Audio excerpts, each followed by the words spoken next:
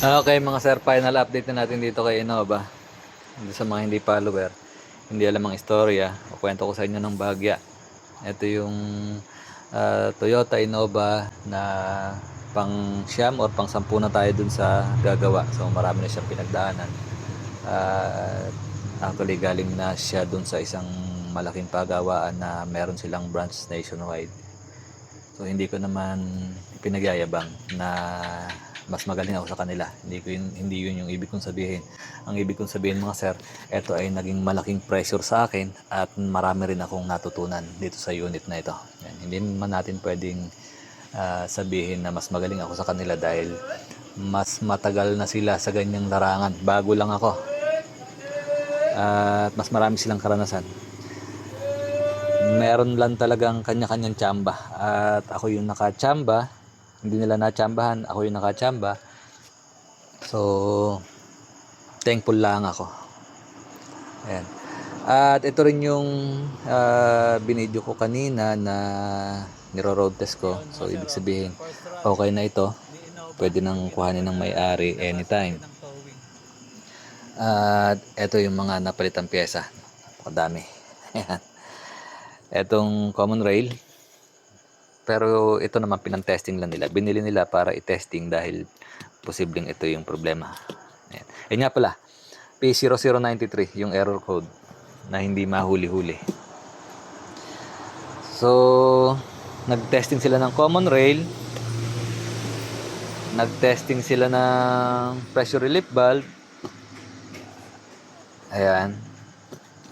Actually, isa lang naman yung pressure relief valve na baon nila nung dinala dito. Ayan. Nung dinala nila dito, ito yung dala-dala nilang pyesa. And etong suction control valve, ito ay nakakabit yan nung dinala dito dahil sakay naman sa tow truck. Yung fuel filter assembly, ito naman pinapalitan lang ng elements pero pinalitan nila ng buo. So yun, yung mga napalitan na pyesa. Etong diode, alternator diode, ako nagkabit niyan, nagpalit niyan. Saka yung ECU, saka yung isang pressure relief valve, ako yung nagpabili nito. Yung nakakabit doon, ito yung nakakabit dito nung dinala nila yung sasakyan. So P0093 large fuel leak, at sa tingin ko ang pinakaunang naging dahilan bakit nagkaroon ng error code na P0093. Ito naman mga sir ay ano lang, conclusion ko lang, hindi naman nga, ulitin ko lang, hindi ako ganun ka-expert. Conclusion ko lang base sa aking na-observe dun sa sasakyan at base sa kwento ng may-ari. So ang kwento ng may-ari, itong unit ay gamit nila sa pakikilibing at doon nila unang naramdaman yung pag-limp mode, nag-check engine. At nung dinala nga nila sa pagawaan, ang error ay P0093 hanggang unang pagawaan P0093 hanggang naka 8 o siyam. Hindi ko na matandaan kung pang siyam ba ako o pang 10. P0093 pa rin. At base nga sa aking conclusion, eto talaga yung naging dahilan ng P0093, yung alternator diode.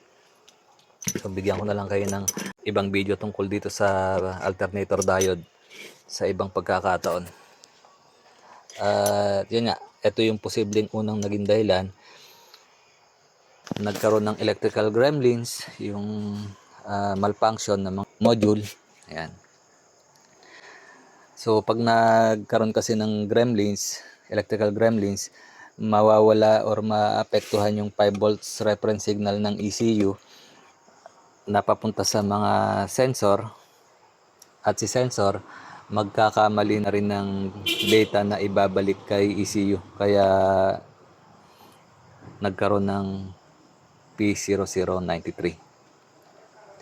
So, bakit dumami ang pyesa kung posibleng ito lang naman yung sira? Ayan. And dahil nga posibleng nanggaling dun sa alternator diode, yung P0093. Pero pagka pinagbasihan mo yung experience mo sa mga large fuel leak or P0093, ito yung mga posibleng dahilan. Yung filter, suction control valve, fuel rail, fuel pressure regulator, at yung pressure relief valve. Kaya ayun, dumami. Ang problema, puro surplus. At yung suction control valve, although bago, hindi naman siya kasukat or sakto dun sa high pressure pump dahil maliit yung nozzle. So kapag nakapasok siya dun sa high pressure pump, walang kwenta yung nozzle. Magkaroon ng supply at hindi dito sa terminal, magkaroon na ng kuryente o hindi, naka-permanent open yung SCB. Dahil dito dumadaan sa labas ng o-ring yung crudo. Kaya tinanggal ko rin. At binalik ko yung, ito yung nakakabit nung dinala nila ito dito. So binalik ko lang din yung maliit na SCB. Yung sakto yung nozzle, fit yung o-ring. Yun yung nakakabit na yan. So bakit ako nagpalit ng ECU? Ayan. Actually yung ECU mga sir, tinry pa nilang ipatingin dun sa magagawa. At sabi ng magagawa, wala daw sira. Pero nung dinala nila ito dito mga sir, ito nga yung nakakabit. Lobat yung battery. I-charge ko muna. Nung full charge na yung battery, nagsimula ako mag-troubleshoot. At walang supply yung galing sa ECU papunta sa SCB. Pero chinek ko yung linya, yung continuity ng linya, pin to pin, buo naman. So walang output papunta sa SCB, etong ECU na ito. Yun nga, tinry nilang dalhin sa pagawaan. Sabi ng magagawa, wala daw sira. Kaya nung nagpapabili ako ng ECU, medyo may doubt sila. Pero bumili rin naman sila. So nung makabit ko yung ECU, umistart ka agad pagkabit ko nung binili nilang ECU. So pag start, one click, start ka agad. Pero nakita ko naman yung problema sa charging system. Kaya binuksan ko yung alternator at nakita kong sira nga yung diode. So pinalitan ko yung diode. Okay na yung charging. Wala nang posibleng electrical gremlins, pero andun pa rin yung P0093. At nakita ko na sira naman yung may leak yung pressure relief valve. Kaya nagpabili ako ng pressure relief valve. So 3 pyesa lang yung nabili nila na pinabili ko. Actually nagpapabili pa nga ako ng isang SCB na original dahil napapansin ko may problema na rin yung nakakabit na SCB dahil failing na rin, kinukulang ng supply. Pero yan, dahil nga marami silang karanasan, ramdam ko at naunawaan ko naman sila, may doubt sila sa pagbili ng pyesa. Pero makikiusap pa rin ako sa kanila na bilhan nila ng bagong SCB. Although nagagamit ng sasakyan, medyo may drop nga lang siya sa idling dahil mabagal yung ikot ng high pressure pump, hindi sumasapat yung pressure sa fuel rail. Pero during high RPM naman or tumatakbo, wala naman siyang palya at hindi siya namamatay. Sa minor lang talaga kapag mabagal na yung ikot ng high pressure pump.